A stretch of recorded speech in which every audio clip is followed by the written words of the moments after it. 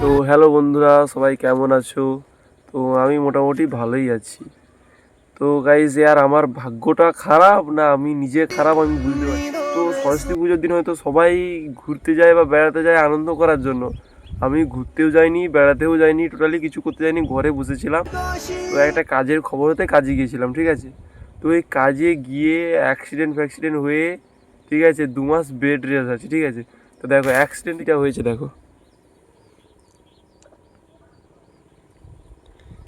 ঠিক আছে? এটা দেখতে হয়তো ছোটো মনে হচ্ছে গাইজ, বাইর থেকে কম, ঠিক আছে গাইজ, ভিতরে হাড়ে ভাড়ে লেগেছে একটু। তো তোমাদেরকে আমি ফটো দেখিয়ে দিচ্ছি, দেখো সাইডে ফটো আছে, ঠিক আছে, ছবি টবি তুলেছি। গাইজ আর ভাগ্যটাই খারাপ। আর করতে গিয়েছিলাম ইনকাম ইনকাম করতে গিয়ে ভাই বেকার হয়ে গেল, ঠিক আছে? এদিকে এক্সট্রা খরচ, এমনিতে ভাই মিডল ক্লাস ফ্যামিলি, ঠিক আছে? ইনকাম আমাদেরকে সবসময়ের জন্য ইনকামটা করতে হয়, ইনকাম না করলে আমাদের সংসার চলে না, ঠিক আছে?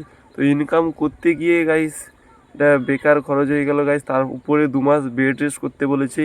তো হাঁটা চলা টোটালি করতে বারণ করেছে। তো গাইস আর ভাগ্যটাই ভালো না আর, কোনো দিকে হচ্ছে না, না ভিডিও বানাচ্ছি ওদিকে কিছু হচ্ছে না গাইস, কোনো কাজকর্মর দিকে কিছু হচ্ছে। গাইস পুরো পুরো ফেল, গাইস পুরো পুরো বেকার আর। এই আর জীবনে থাকাটাই পুরো বেকার হয়ে গেছে আমার।